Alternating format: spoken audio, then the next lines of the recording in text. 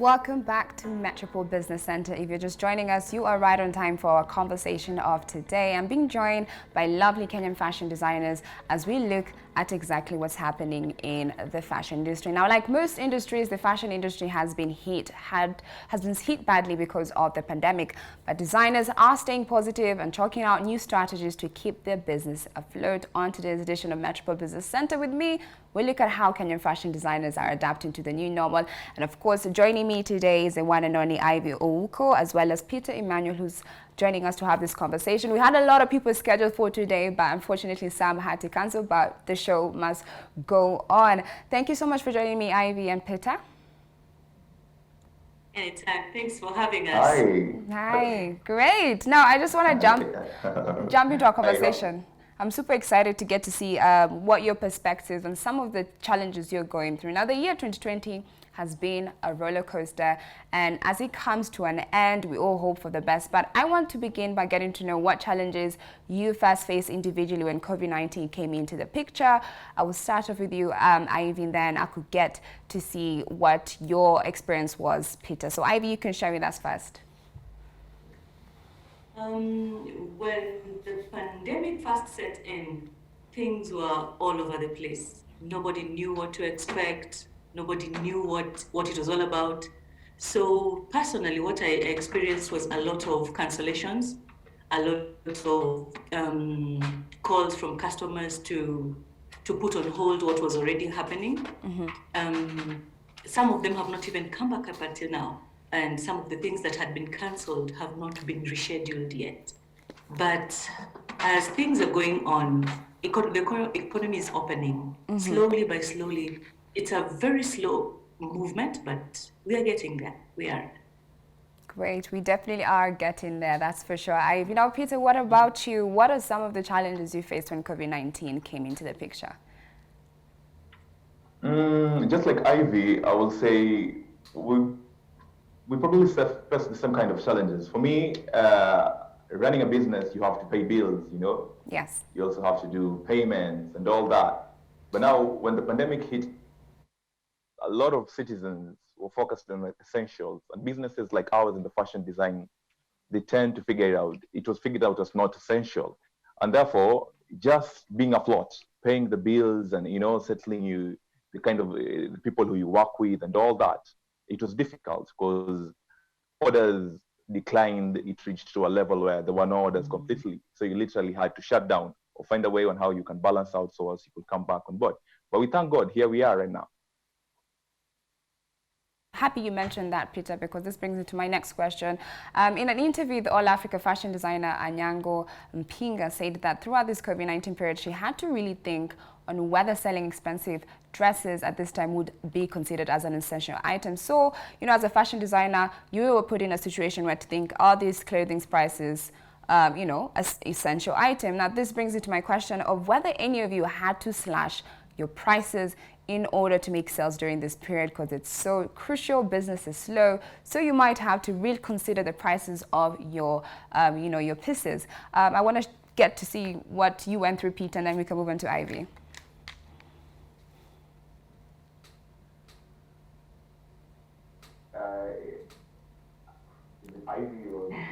It's you, Peter.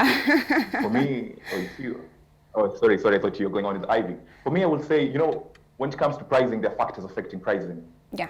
First is the materials that one used and every other thing, Mm-hmm. So other than reducing pricing on my end, I literally had to add on some few items. Example, if someone will come for a jumpsuit or a dress, I will tell them there's a neck piece that is there for free when you buy one jumpsuit, Yes. So I wouldn't say I reduced price, kinda, but I will say I tried to add more tokens on what my customer used to pay for. So okay. I will give in a tip and something extra, some hairbands, some neck pieces, just to entice them to purchase during this hard hit time. And I will say it kind of worked. Mm-hmm. Some are still asking for the same favors right now, even they're saying, it's still COVID time. But they don't understand you're just doing that for the sake of surviving, so as you will entice them to make orders. Uh-huh. I will say it was a nice idea, and most of us had to venture into that kind of way. Mm-hmm. And I know it's not only in fashion, but in each and everyone who is in business. We had to find means to make sales, means to make money. and will entice everyone with every means possible. Okay, now clearly Peter had to come up with a a clever marketing strategy to bring value to his products, which is such a great idea, Peter, right there. What about you, Ivy? What did you have to go through in terms of slashing your prices when it comes to your designs?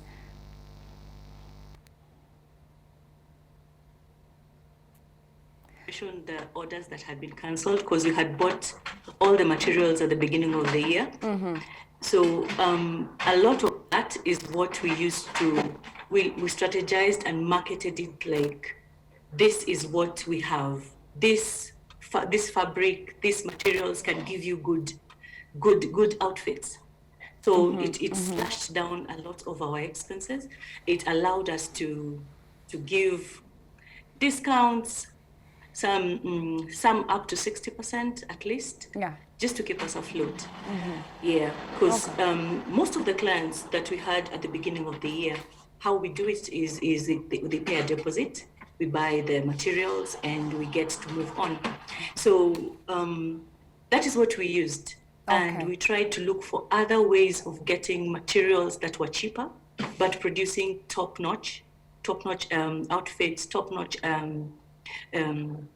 it's hats, we do it, and it's working out. It's working out so far. Oh, I'm happy to hear that it's working out. That's the positivity we're supposed to hear during this period.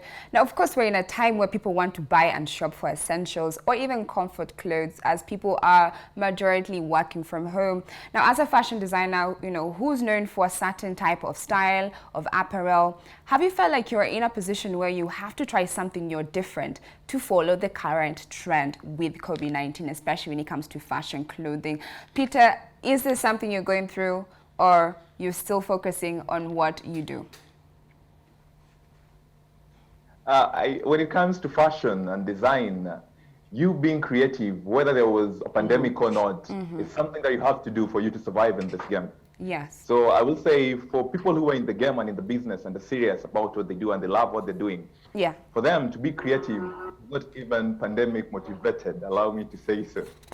So though I will say, we are from my side as well, as we decided to venture into things like pants, so hoodies, because people started working from home and they would just look in hoodies and pants, and we have people of different kind of body size. There are people who go to gyms and others with a small body size, and they have difficulty in getting the exact kind of pants or that combo of a hoodie and a pant. So we decided to venture into that. But allow me to say, it's not just because it was pandemic motivated. As fashion designers, you're always creative. You have to remain afloat. You have to be in the game. Though we had to get creative in a line that is aligned to working from home and the current situation that happened. But we, as always, in this game, your creativity has to be top-notch. Now I know where to come find myself a hoodie and tracksuits to match my work from home look. Peter, we'll talk about that after the interview. Now, Ivy, what about you? Why are you forced to follow a certain trend? More or less, it's more or less the same. Whether or not the pandemic is there, it's in you. You create. Yes. And with the pandemic on, you find ways of making sure that you get what you need, because your happiness is the client's happiness. So for us, you think completely outside the box. We realize that the youth especially, they like flashy stuff, which is not so out there. So we found ways of capturing that market right now, and combining things here and there, and just making an outfit that resonates with them. And then that point of talking about, as designers, you have to continue to still be creative. Would you say that, COVID-19 being in the picture has somewhat provided an opportunity for fashion designers like you to reinvent your brand so as to easily coexist, especially during this period? I feel like quarantine, business slowing down has given creatives a chance to really rethink their strategy in this space. I want to start off with you, Peter, and then we can move into Ivy's view on that. Sorry, you're starting with me again. Yes, and now I'll start with you, then next time I'll switch it up. Allow me to say, the pandemic has offered us an opportunity, of course, to venture and try out and be more creative and and rebrand our brand. For example, at Nwela's we used to officials, suits and ties, we'll do Ankaras once in a while, the shirts behind me or something of the sort. But you see, as Nwela's we decided to venture into tracksuits and hoodies. I didn't know I would look good on a hoodie. I used to dress up, well suited up each and every day because I had the mentality, Yes. that NC, we're here for this, to offer this, and I had to look the image. But the pandemic offered us an opportunity to, hey, look, I can do some tracksuit and a hoodie and look good and still come in at the office, So I will say yes. And right now, NC is not just there for official outfits. NC is even there for your bikini outwears if you have summer times, Yes. Now, as NC, we've decided to venture into every other thing that we can do. Because anything that you get in the market, it is tailored. Whether it is imported, it was tailored. Whether it was gotten from China, from Italy, it was tailored. And it's the same thing that us as NC decided, hey, look, we're doing everything right now. It's a tough time, it's pandemic hit period. If you step in that door and say, hey, look, I like this, I'll say, yeah, we can do it. As long as it's an outfit, we can do it. We're not going to close ourselves into officials. So I will say it helped us rebrand. Because right now we do everything. Okay, that's great. Ivy, what about you? Did you have to change how you strategized your brand? Yeah, more or less the same thing. Right now, anything that has to do with fabric, so long as it's fabric, we do it. We have ventured out all the way from bags, from PPEs, from interior design. We are all the way there. The only thing that we have not done are probably shoes, which require some certain fabric to do it. But all in all, there's nothing that contains fabric that we are not doing. It's actually opened up everything for us. Yeah. That's great. That's wonderful, wonderful news to hear that. Now, I want to move on to the question just to talk about more of our government when it comes to the support of creatives. Now, when you look at it in the Western countries, a lot of self-employed designers and creatives as a whole have gotten the assistance and the support they need from councils or the government. Now, should the Kenyan government make the same initiative, would it be sufficient for self-employed designers such as yourself? I'll start off with you, Ivy. I want to get your whole view in general when it comes to the government supporting creatives. Are they even doing it? If they did it, do you think it'll be helpful for creatives like you? I think the government thinks that they are doing something, but in reality, when it comes to the ground, there's actually nothing. Yeah. What I think they would do is probably create some structures, if at all if they're there, streamline them. Things like copyright. Like my friend is showing us a shirt. To what extent can we copyright that work? How sure is he that when I walk down the road today, I'm not going to meet someone with the same outfit, but the idea is his, you see? Yes. If they could give us that, create structures that will profit us a little bit more. Probably an incentive, tax incentives, maybe a zero taxing or tax exempting.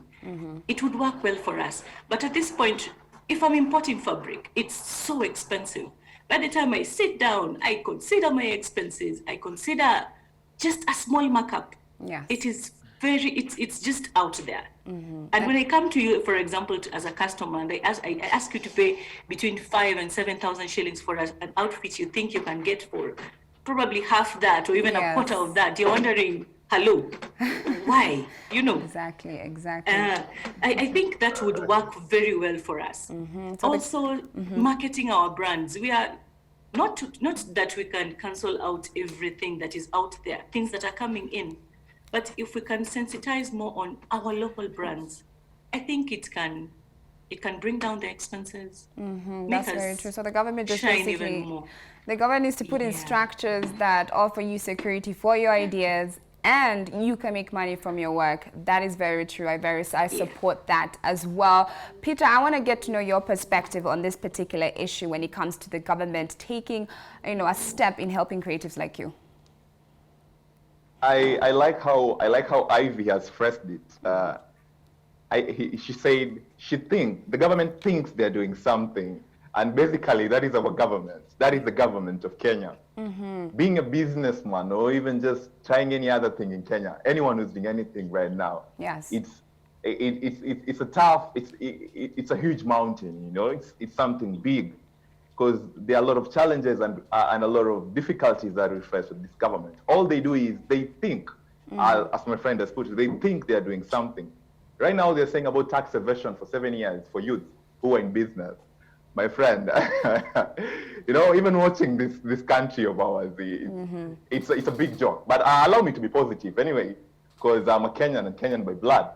I will say if they decide to be serious on what they're doing and get strict on the regulations they would like to set out, even the people who are out there taking bribes, then it will be a big plus for us in business.